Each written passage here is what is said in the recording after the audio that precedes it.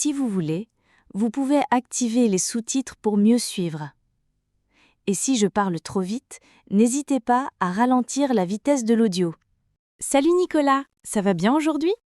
Salut Marie. Ouais, ça va super bien, merci. Et toi, ça roule? Ça roule, oui. Bon, on est vraiment content de vous retrouver pour un nouvel épisode de Français avec moi, femme pour les intimes. Voilà. Ici, comme toujours, on discute en français, naturellement, sur des sujets qui nous intéressent et qui, on l'espère, vous intéressent aussi. Alors aujourd'hui, on a choisi un thème un peu spécial. Comment dire? C'est un sujet qui peut vraiment vous sauver la mise si vous voyagez, si vous regardez des séries québécoises ou même si vous discutez en ligne avec des francophones du monde entier. Ah oui, parce que, imaginez, vous apprenez le français pendant des mois, vous maîtrisez le vocabulaire, vous comprenez les films français, et puis, un jour, vous rencontrez quelqu'un du Québec, ou vous regardez une série canadienne. Et là, vous ne comprenez plus rien. Vous vous dites, mais attendez, c'est bien du français, non? Ouais, c'est exactement ça. Et c'est pour ça que l'épisode d'aujourd'hui s'intitule France versus Québec. Les différences entre le français de France et du Québec. Parce que connaître ces différences, c'est pas juste de la culture générale, hein. C'est vraiment pratique. Ça vous évite des malentendus embarrassants, ça vous permet de comprendre beaucoup plus de contenu en français et surtout, ça enrichit vraiment votre français. Tout à fait. Du coup, on va explorer ensemble ces différences qui peuvent vraiment surprendre, les pièges, les mots qui ne veulent pas du tout dire la même chose d'un côté de l'Atlantique à l'autre, et même des expressions qui peuvent créer des situations très gênantes. Et avant de plonger dans le vif du sujet, on vous rappelle qu'on a préparé un petit cadeau pour vous, un PDF avec la transcription complète de cet épisode, en français et en anglais, plus une liste de vocabulaire et des exercices pour pratiquer. Vous le trouvez dans la description, c'est gratuit, alors n'hésitez pas à le télécharger. Ah oui, et puis vous pouvez aussi nous écouter sur Spotify, si jamais vous préférez. On est partout, comme on dit. Bon alors, prêt à découvrir pourquoi un Québécois peut vous parler de son char sans que ce soit un véhicule militaire, ou pourquoi gosse en France et au Québec, c'est vraiment pas la même chose. Oh là là, oui. Allez, on y va tout de suite. Alors, bon, par où on commence? Parce que, franchement, les différences entre le français de France et le français du Québec, il y en a tellement. Ouais, c'est vrai, mais je pense qu'on devrait commencer par le plus évident, l'accent. Parce que c'est souvent la première chose qui frappe quand on entend quelqu'un du Québec parler, non? Ça, c'est sûr. L'accent québécois, comment dire, c'est vraiment distinctif. Moi, la première fois que j'ai entendu quelqu'un du Québec parler, j'étais un peu perdu, je dois avouer. Moi aussi. Et ce qui est intéressant, c'est que pour nous, Français, l'accent québécois peut sembler très chantant, avec des intonations différentes, mais pour quelqu'un qui apprend le français, ça peut être carrément déroutant. Tout à fait. Parce qu'en fait, l'accent québécois vient d'une évolution historique différente. Le français du Québec a gardé des traces du français parlé au XVIIe et XVIIIe siècle, quand les colons français sont arrivés là-bas.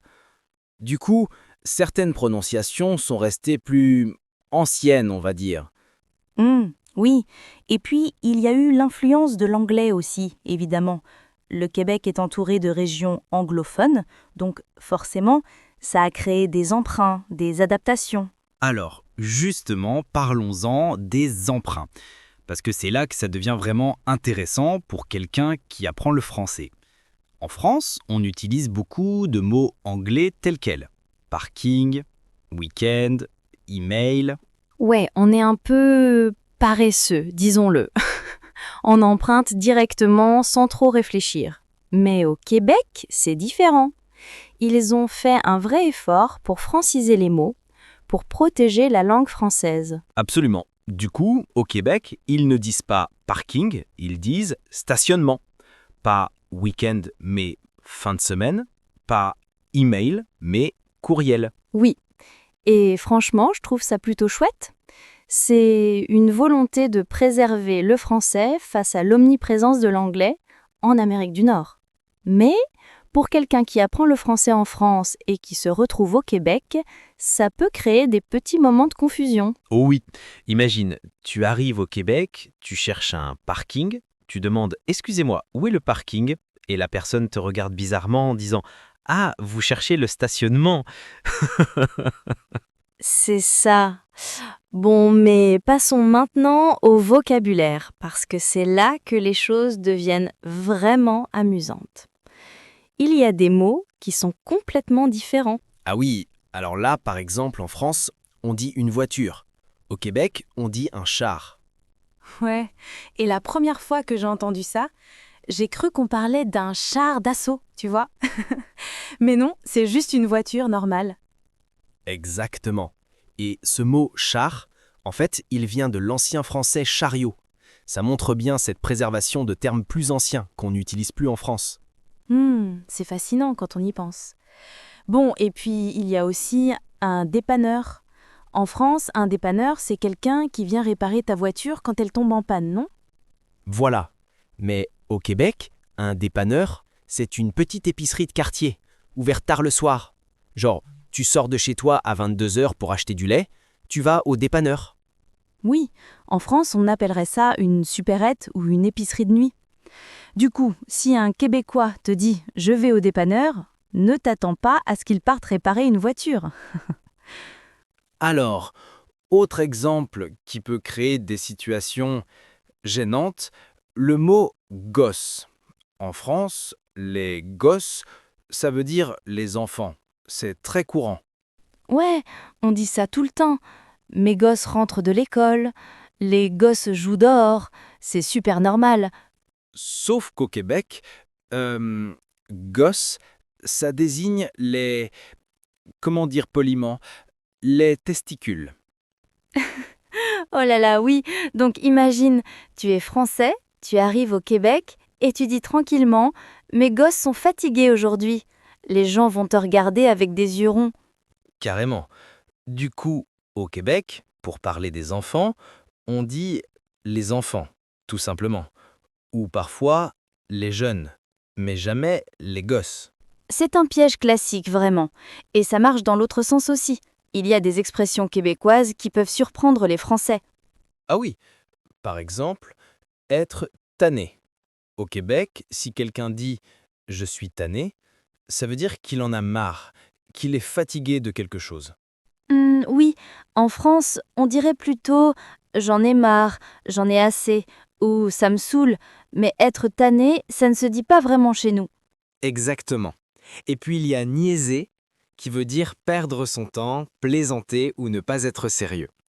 Arrête de niaiser, ça signifie arrête de déconner, en français de France.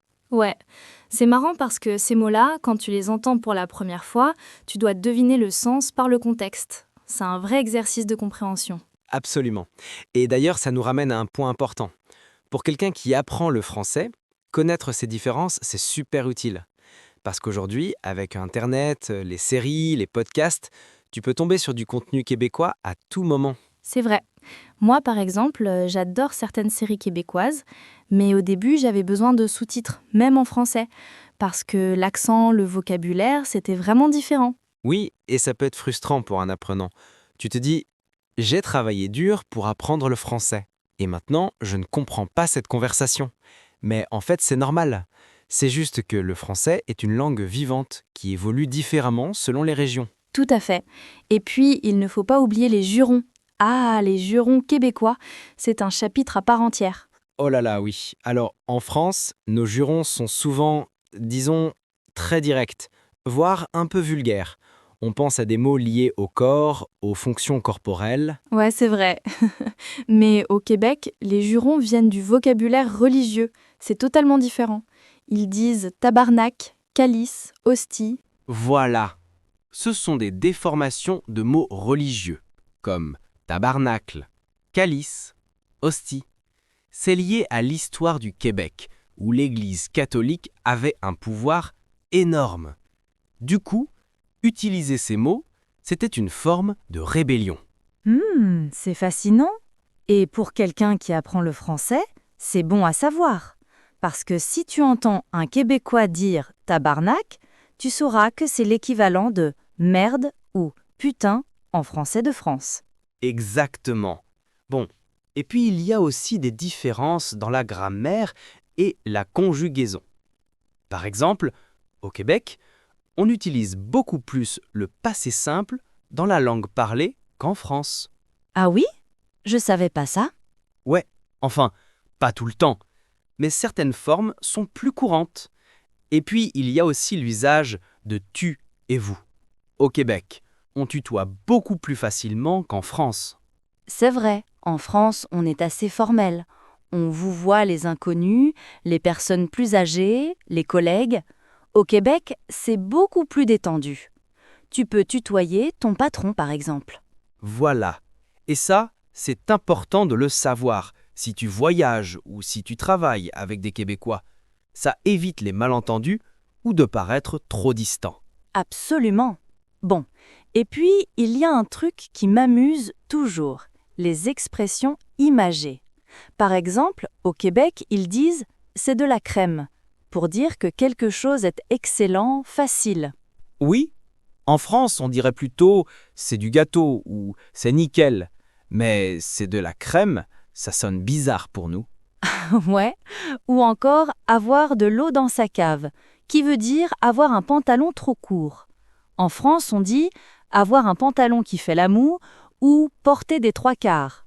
Exactement. Ces petites expressions, c'est vraiment ce qui donne de la couleur à une langue. Et pour quelqu'un qui apprend le français, découvrir tout ça, c'est enrichissant. Ça montre que le français n'est pas une langue figée, mais vivante, diverse. Tout à fait. Et puis, il faut aussi parler de la prononciation de certains sons.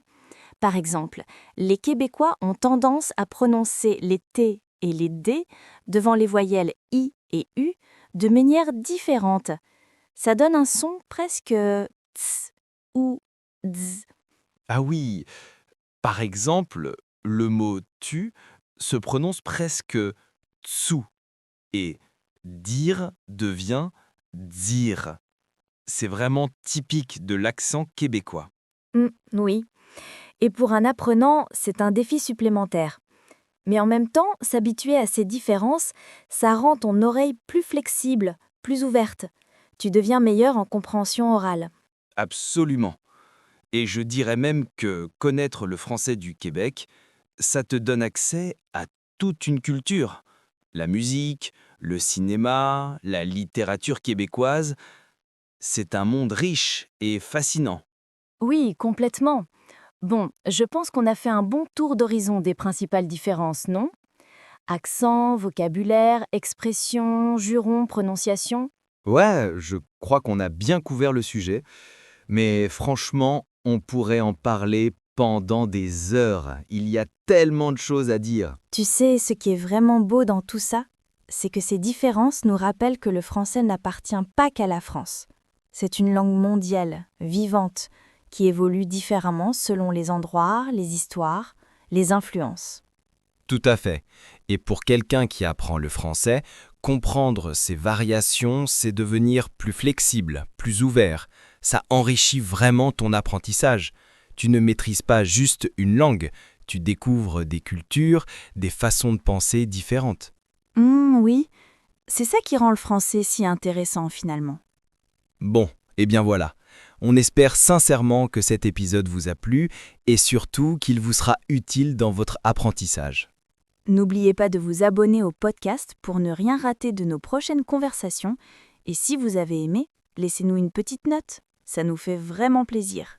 Et puis, dites-nous en commentaire, Vous préférez quel accent? Celui de France ou du Québec? On a vraiment hâte de vous lire. Allez, à très bientôt pour une nouvelle conversation en français. Salut! Salut tout le monde!